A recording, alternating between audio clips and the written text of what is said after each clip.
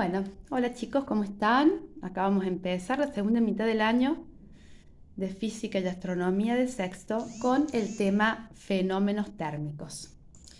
Sí, la termodinámica, como el nombre lo indica, es la rama de la física que estudia los fenómenos térmicos. La variación de la temperatura de un cuerpo, la fusión de un elemento, cualquier cambio de estado, la dilatación de los cuerpos cuando se calientan o al revés, la contracción cuando se les quita calor, o sea, se enfrían. Y todo este tipo de cosas son las que va a estudiar la termodinámica, ¿sí? Cuando la energía se transforma de una forma en otra, siempre hay una cantidad que se transforma en calor. El calor está involucrado con muchos procesos, ¿sí? Por eso mismo. Bien, para empezar con este tema tenemos que identificar bien y recordar la diferencia que hay entre el calor y la temperatura, que no son lo mismo. El calor es la energía que se transfiere de forma espontánea de un cuerpo más caliente a un cuerpo más frío cuando están en contacto, ¿sí? En cambio, la temperatura de un cuerpo es la cantidad de energía interna que posee. Esta energía interna es debida a la suma de las energías cinéticas de las partículas del cuerpo, las cuales están siempre en movimiento, ¿sí? La temperatura de un cuerpo depende de la cantidad de calor que se suministra y de la cantidad de materia que posee. Es la manifestación observable del grado de agitación térmico que tienen las moléculas de un cuerpo. Es como un promedio de las energías cinéticas. En cambio, el calor es la suma de toda esa energía. Mientras más calor se le suministra a un cuerpo, mayor será su temperatura. Mientras menos cantidad de materia tenga un cuerpo, menos partículas tiene y la temperatura será mayor. Dos cuerpos pueden tener la misma temperatura, pero distinta cantidad de calor porque hay uno que tiene más cantidad de moléculas, de materia. Bien, cuando hablamos del calor, vamos a ver que como es energía, sí va a tener unidades de energía. En el sistema internacional o MKS, la unidad va a ser el joules. ¿Sí? También sabemos que en el CGS la unidad de energía es el ergio y en el sistema técnico el kilográmetro. Otra unidad muy usada para medir el calor es la caloría. Una caloría equivale a 4,184 joules o julios si lo queremos castellanizar. ¿Cuáles son los efectos del calor? ¿Sí? También llamados fenómenos térmicos. Cuando yo le doy calor a una sustancia o también le puedo quitar calor a una sustancia, vamos a tener los siguientes efectos. Un cambio en la temperatura, si le doy calor aumenta la temperatura, si le quito calor disminuye, o sea, lo enfrío. Cambios de fase o de estados de agregación de la materia, como ya conocemos, fusión, solidificación, vaporización, condensación, en algunos casos particulares sublimación y sublimación inversa. O cambios en sus dimensiones, que es lo que estaríamos hablando de lo que es la dilatación térmica, que puede ser volumétrica, superficial o lineal. Luego, ¿cómo se va a propagar el calor? El calor tiene tres mecanismos por los que se propaga. La conducción en los cuerpos sólidos, la convección que se da en los fluidos, que son los líquidos y los gases, ¿sí? Debido a que hay corrientes que se pueden mover las partículas de un lugar a otro, o por medio de radiación, que consiste en la transmisión de calor por medio de ondas electromagnéticas que pueden viajar en un medio físico, líquido, sólido, gaseoso, pero tiene la particularidad que no tienen los demás, de que es una forma en que el calor puede viajar en el vacío y así llega, por ejemplo, el calor del Sol hasta el planeta Tierra. Cuando hablamos de calor, en física estudiamos lo que es el calor sensible y el calor latente, porque le llamamos calor sensible ese calor que está involucrado cuando hay un cambio de temperatura en la sustancia, ¿sí? Y está dado por la expresión matemática masa por calor específico por variación de la temperatura. El calor específico es una propiedad específica de cada sustancia, está en tablas, como podemos ver ahí en esa tablita que les he puesto, y nos indica cuánto calor necesita 1 gramo de esa sustancia para elevar su temperatura a 1 grado centígrado. Por eso es que va a tener unidades de calor sobre unidad de masa por temperatura. En este caso, calorías sobre gramos por grado centígrado. ¿Cuántas calorías le doy a 1 gramo de materia para que eleve su temperatura a 1 grado centígrado? Como ahí tenemos el dibujito donde al agua, por ejemplo, hay que darle 1 caloría para que 1 gramo de agua eleve la temperatura de 20 grados a 21 grados. O sea que el delta T sea 1 grado centígrado. Luego tenemos el calor latente, que es el calor que está involucrado en los cambios de estado. En los cambios de estado no cambia la temperatura. Eso habíamos visto en tercer año. No hay cambio de temperatura durante los cambios de estado y por eso es que tenemos un punto de fusión, un punto de ebullición, un punto de solidificación, un punto de condensación para cada una de las sustancias que se mantiene, y es porque durante todo el cambio de estado la temperatura se mantiene constante. ¿Sí? Entonces ese calor involucrado en el cambio de estado lo vamos a llamar calor latente y no va a tener en su fórmula un delta T porque no hay un delta T, no varía la temperatura. Su fórmula es calor latente igual a la masa por la constante, el calor oculto para ese cambio de estado, que también lo encontramos en tablas. Hay tablas que nos indican para cada sustancia cuál es el punto de fusión, el punto de vaporización y cuál va a ser la cantidad de calor que va a necesitar cada unidad de materia de masa para cambiar de estado. ¿Sí? Bien. Seguimos entonces. La temperatura dijimos que en cambio es la manifestación observable del grado de agitación térmico, no es un tipo de energía, es otra magnitud diferente, por lo tanto tiene unidades diferentes, como por ejemplo el grado centígrado, el grado Fahrenheit y los grados Kelvin. ¿Sí? Estos son diferentes. Por ejemplo, el grado centígrados al punto de ebullición del agua le da 100 grados centígrados la escala, y la escala centígrados Celsius al punto en que se congela el agua le pone un valor de 0. En cambio, los Fahrenheit, la escala Fahrenheit le da 32 grados Fahrenheit al punto en que se congela el agua y 212 grados Fahrenheit al punto en que hierve. Por lo tanto, ahí en vez de 100 divisiones hay 180 divisiones. ¿Sí?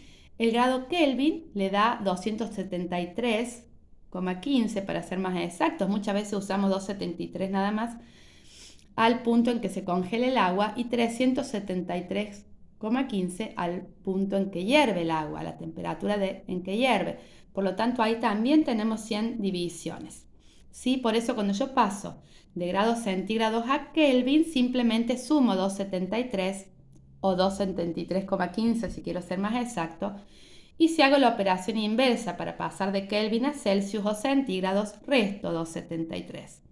En cambio, cuando quiero pasar de Celsius a Fahrenheit, voy a multiplicar por 1,8, que sale de hacer esa división de 180 dividido 100, y voy a sumar 32, que es el desfasaje que hay entre 0, que le da el grado centígrado al punto en que se congela el agua, y 32 que le da el Fahrenheit.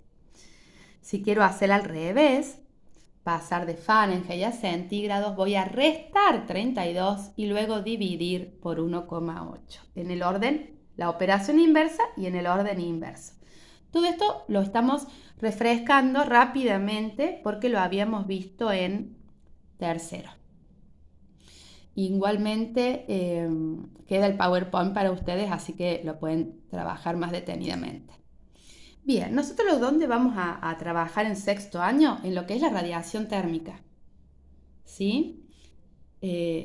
Acá va a haber una diferencia en lo que vimos, porque vamos a profundizar más y es porque vamos a pasar de la física clásica a la física cuántica. La radiación térmica es la emisión de radiaciones electromagnéticas provocada por la energía interna de los cuerpos, ¿sí? Por su temperatura. Por eso hablamos de radiación térmica o radiación calorífica, también emitida por cuerpos debido a su temperatura. Todos los cuerpos emiten radiación térmica. A veces no nos damos cuenta, pero todos emiten, siendo en su intensidad dependiente de la temperatura y de la longitud de onda considerada. Podemos notar gracias al tacto, por ejemplo, el fuego tiene abundancia en radiación térmica. ¿Para qué nos va a servir estudiar la radiación térmica? Hay aplicaciones de esto. Por ejemplo, la energía solar, la gran cantidad de energía que el sol irradia, se puede almacenar en dispositivos llamados colectores para luego transformarla y utilizarla convenientemente como energía eléctrica.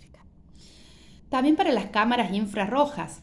Son cámaras que, como su nombre lo indican, operan en la región infrarrojo, en vez de hacerlo en la luz visible, como las cámaras comunes. Ellas aprovechan el hecho de que todos los cuerpos emiten radiación térmica en mayor o menor medida según su temperatura. Sabemos verlo en las películas a esto cuando, al no haber luz visible en la oscuridad, se puede detectar la presencia y la forma de los cuerpos debido, como vemos acá, a la radiación térmica que emiten. También tenemos en pirometría, si las temperaturas son muy elevadas, no se pueden medir con un termómetro de mercurio. Entonces se prefieren los pirómetros, a través de los cuales se deduce la temperatura de un objeto conociendo su emisividad, gracias a la emisión de una señal electromagnética. Hemos visto también que se han puesto de moda nosotros le decimos termómetros digitales, estos que nos miden apuntándonos con un láser, y en realidad lo que están midiendo es la radiación térmica que emite ese cuerpo. Bien, en astronomía, la luz de las estrellas se modela muy bien con la aproximación de un cuerpo negro, ya lo vamos a ver a lo que es, ¿sí? Y podemos a grandísimas distancias conocer las temperaturas de una estrella debido a la longitud de onda que emiten, y por eso tienen los distintos colores a los que vemos las estrellas y vamos poniéndole rangos de temperatura. Sí, por su parte, la ley de Wien, que es la que ya la vamos a estudiar, se utiliza frecuentemente en astronomía para determinar la temperatura de las estrellas de acuerdo a la longitud de onda que éstas emiten, como les decía recién. Y en la industria militar, los misiles son dirigidos hacia un blanco mediante señales infrarrojas que buscan detectar las zonas más calientes de los aviones, tales como los motores. Bien, vamos a ver entonces que hay una relación entre la temperatura y el color. La luz emitida por los objetos, ¿sí?, va a depender solo de la temperatura de los cuerpos. Todos los cuerpos, como vemos ahí, una casa, un auto, un libro, van a emitir energía radiante, sino que a veces es tan escasa que nosotros no la vamos a poder detectar. Bien, cuando se eleva la temperatura de un objeto, este va a emitir radiación electromagnética de frecuencias cada vez mayores. Primero se pone rojo y va tendiendo hacia el blanco conforme a que aumenta la temperatura. La relación entre la temperatura y la longitud de onda, que es la responsable del color, del máximo de emisión, permite definir la relación entre la temperatura y el color a través de la correspondencia entre longitud de onda y color. Esto es de gran utilidad en astronomía. Una estrella azul es mucho más caliente que una estrella roja. Ahí tenemos la relación entre colores y temperaturas y ejemplos de estrellas. Bien, vamos a ver cuáles son las leyes que rigen un poco esto de la radiación térmica. Son las llamadas leyes de la física cuántica. Bien, tenemos la ley de Kirchhoff, ¿sí?, que estableció que si un objeto está en equilibrio térmico con su entorno, su emisividad es igual a su absorbancia, o sea, que va a emitir la misma radiación que la que absorbe. Después, vamos a ver, que en la física cuántica, en la mecánica cuántica, esta rama de la física, se habla mucho, se modeliza los cuerpos hablando de un cuerpo negro. Dice, ¿qué es un cuerpo negro? Bueno, un cuerpo negro es un objeto teórico, porque no existe ninguno perfecto así, ¿sí? Muchos se aproximan, por ejemplo, el terciopelo negro se aproxima a un cuerpo negro por su absorbancia, ¿sí? Pero es un objeto teórico que absorbe luz y energía radiante que reside en él. Cuando está frío, absorbe toda la radiación incidente, o sea que llega a él y no refleja nada. Por eso se habla de que las cosas que son de color negro son las que absorben toda la radiación. Por eso te dicen, si es en verano no te pongas una remera negra porque te va a dar más calor porque absorbe toda la radiación del sol. Y es verdad, va a absorber mucho más radiación que una remera blanca. Bien, cuando ese cuerpo se calienta, emite radiación. Constituye un modelo ideal físico para el estudio de la emisión de radiación electromagnética y solo existen cuerpos, como dije recién, casi perfectos, cuerpos negros. El comportamiento de un cuerpo negro, ¿sí? Es como si fuera un cuerpo con un orificio en una pared, donde toda la radiación que incide sobre el cuerpo negro es absorbida, ¿sí? Toda esta energía incidente del exterior entonces se absorbe y toda la energía incidente desde el interior va a ser emitida. Si el cuerpo está en equilibrio, emite por ese agujero la misma cantidad de energía que ha absorbido. Entonces, esto sería un cuerpo negro, un cuerpo ideal. En base a eso se hacen todos los estudios y leyes de la física cuántica. Bien, tenemos esta ley de Wien, ¿sí? Que establece que hay una relación inversa entre la longitud de onda que se produce en el pico de emisión máxima del cuerpo y su temperatura. Por eso, habla de que la frecuencia de ese pico de emisión máximo por la temperatura es igual a una constante. ¿Cuál es la constante? 0,028976 metros por Kelvin. ¿Sí? Ahí está expresada en metros por Kelvin. También a veces vamos a poder encontrarlas en Armstrong o en otras unidades, ¿sí? Pero ojo, dice, la longitud de onda máxima no es justamente eso, longitud de onda la máxima onda, sino que es la longitud de onda en el pico de máxima emisión de radiación. Bien, después tenemos, ¿sí?, esta otra ley de Ryer y Jeans, ¿sí?, que modela el comportamiento de un cuerpo negro utilizando el modelo clásico y definía la radiación del cuerpo negro a una cierta longitud de onda. Pero acá se dio lo que luego es conocido como catástrofe ultravioleta, ya que estos dos científicos que eran independientes, pero trabajaban con la teoría clásica y entonces no se ajustaba a la curva que se encontraba en la práctica, ¿sí? Daba como que iba a haber una emisión de energía infinita. Esto se llamó, ¿sí?, o se conoció como la catástrofe ultravioleta. La curva que se obtiene a partir de esta fórmula se ajustó muy bien a la curva real para longitudes de ondas largas, pero para longitudes de onda corta divergía en forma exagerada. Ellos decían que era ilimitada, infinita la cantidad de energía emitida, ¿sí? Esto es totalmente imposible. Así que esta fórmula teórica no podía ser llevada a la práctica, salvo, como dijimos, en longitudes de ondas largas. Para ello, luego, Max Planck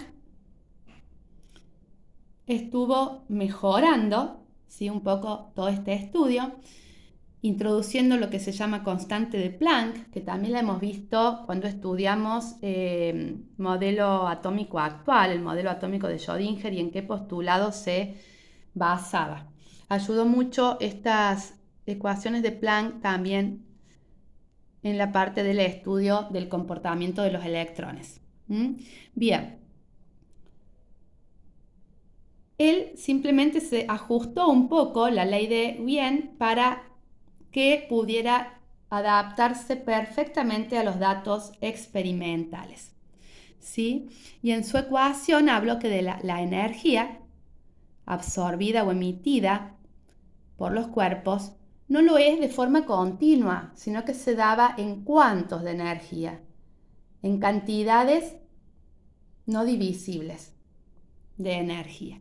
¿Sí? Y su ecuación hablaba esto de que la energía iba a estar dada por la constante de Planck, 6,626 por 10 a la menos 34 joules por segundo,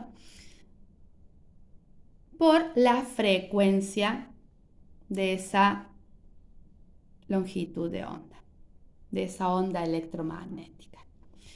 Bien, después tenemos la ley de Boltzmann, ¿sí?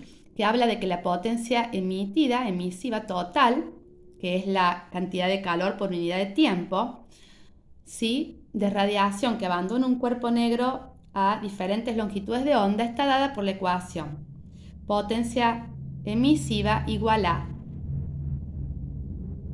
E, que es la emisividad, ¿sí? En un cuerpo negro la emisividad vale 1, así que muchas veces cuando se la escribe se obvia esta emisividad, ¿sí? Pero que en otros cuerpos va a ser menor a 1. El rango de ese coeficiente es de 0 a 1. Mientras el cuerpo es más oscuro y más se aproxima a un cuerpo negro ideal, tiende a 1. ¿Sí? 0,90 y algo es la emisividad de la piel humana, se aproxima a eso. Bien, vamos a tener, en cambio, que si los cuerpos claros van a aproximarse a 0. Bueno, entonces en un cuerpo ideal muchas veces puede no escribirse, ¿sí?, la emisividad, ¿sí? Pero va a estar dada por la constante de Boltzmann, por el área de la superficie de ese cuerpo y la temperatura en Kelvin elevada a la cuarta potencia. ¿Sí? Por lo tanto, nos está hablando de que la intensidad de la radiación aumenta muy rápidamente con la temperatura. La temperatura está elevada a la cuarta.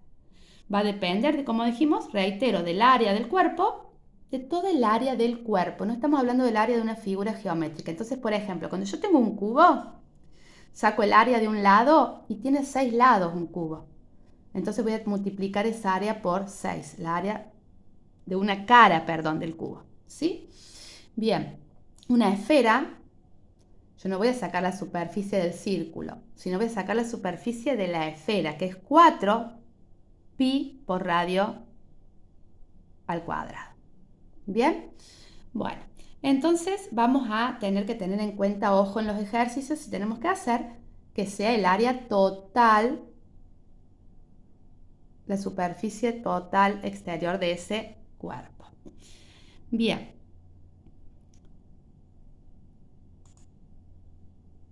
Por ejemplo, queremos saber la temperatura del Sol. Para determinar la temperatura de la radiación de un cuerpo negro, tomamos al Sol como un cuerpo negro, podría ser también de una estrella que la tomamos como un cuerpo negro. Vamos a medir la longitud de onda en su emisión máxima. Longitud de onda máxima, no es la más grande, sino en su pico de emisión máximo. ¿Sí? Y vamos a aplicar la ley, vamos a decir que esa longitud de onda por la temperatura nos va a dar como resultado la constante de Wien, ¿sí? 2,898 por 10 a la menos 3 metros por Kelvin. Entonces, si la longitud de onda es 0,5 por 10 a la menos 6 metros, nosotros vamos a reemplazar en la ecuación la longitud de onda emitida máxima que está multiplicando, va a pasar dividiendo para dejar la temperatura sola y vamos a obtener, ¿sí?, el valor entonces de 5800 Kelvin, que coincide con el gráfico de emisión del Sol en su pico máximo. ¿Sí? No solamente podríamos sacarlo usando esa ecuación de continuidad de Wien, sino también podemos hacerlo con la ley de Boltzmann, ¿sí? Entonces tenemos que la potencia emitida, que es la cantidad de energía por unidad de tiempo, va a ser igual a la emisividad por la constante de Boltzmann por el área de superficie del Sol y la temperatura elevada a la cuarta. Nosotros de ahí vamos a poder despejar la temperatura pasando los demás factores que están multiplicando, por eso son factores, pasarlos dividiendo a esa potencia de emisividad. ¿Sí? Recordemos, aquí debajo está puesto, está reemplazado. Por un lado, reemplazamos el área por 4pi por radio al cuadrado del Sol, que es la fórmula de área. Podemos también no reemplazarla ahí, sino que calcularla independientemente como un cálculo auxiliar y luego poner simplemente el valor. Y se ha obviado la emisividad porque al considerar el Sol como un cuerpo negro, perfecto, sería 1. Y todo número multiplicado por 1 es el mismo número, así que no hace falta ponerla. ¿Sí? Entonces simplemente reemplazando los datos llegamos a que la temperatura del Sol por medio de esta fórmula nos da 5790 Kelvin, aproximadamente del orden de los 6000 si redondeamos. Así que en este momento lo que podemos hacer es un vademecum de fórmulas, ¿sí? Escribiendo bien qué significa cada uno de los símbolos. Por ejemplo, la constante de Boltzmann está ahí con sigma, es una letra del alfabeto griego, ¿sí? ¿Qué unidades tienen estas constantes, por ejemplo? Para luego poder reemplazar en las fórmulas y poder resolver los ejercicios que les doy en la última diapositiva. Recordemos siempre que para resolver los ejercicios leemos bien el problema, extraemos los datos, vemos cuál es la incógnita, vemos en esta teoría qué ley vamos a usar de acuerdo a los datos que tengo y a cuál es mi incógnita. Vamos a escribir esa fórmula, vamos a reemplazar y resolver, ¿sí? Algún ejercicio nos puede dar calorías en vez de joules, entonces nosotros podemos buscar la equivalencia entre calorías y joules. Un joule son 0,24 calorías. También siempre recordemos que hay que usar la temperatura en Kelvin, no en grados centígrados en estas fórmulas. Recordemos que, por ejemplo, nos pueden dar datos en nanómetros, ¿sí? Un nanómetro está en el orden de 10 a la menos 9 metros. Es una subunidad del metro muy, muy chiquita. El milímetro está en el orden de las menos 3. El nanómetro en el orden del 10 a la menos 9 metros, ¿sí? Pero bueno, todas esas conversiones muchas veces podemos irlas buscando. Ustedes tienen, gracias a Dios, la posibilidad de buscar en internet o en algún libro, ¿por qué no?, estas distintas conversión de unidades. Bien, otra cosa que por ahí les quería recordar es que acá vamos a volver a Boltzmann, no, acá, ¿sí? Cuando hablamos de la potencia emitida, estamos hablando de, dijimos, calor emitido por unidad de tiempo. Entonces, cuando hablemos de calor por unidad de tiempo, vamos a poder tener unidades como los watts, que son joules sobre segundos. Así que va a tener una unidad parecida a la de potencia, que era la potencia, hablábamos de que era trabajo por unidad de tiempo. Bueno, el trabajo es energía que se transfiere, entonces tiene también unidades de energía. Por lo tanto, podemos tener watts, que son joules sobre segundos. Podríamos tener kilowatts, recordemos es un múltiplo. Un kilowatt son 1000 watts. También podríamos tener calorías por segundo o kilocalorías por segundo. Y simplemente vamos a tener que hacer alguna conversión de unidades. ¿Sí? Bien, bueno, me parece que ya se está haciendo larguito el video y está todo explicado. Y de todos modos, gracias a Dios, tenemos clase presencial. Así que todas las dudas que puedan surgir, vamos a resolverlas luego en clase. Por lo pronto, vemos el video, tratamos de entender lo más que podamos solitos, es un buen ejercicio, y de resolver los ejercicios. Nos vemos en el aula.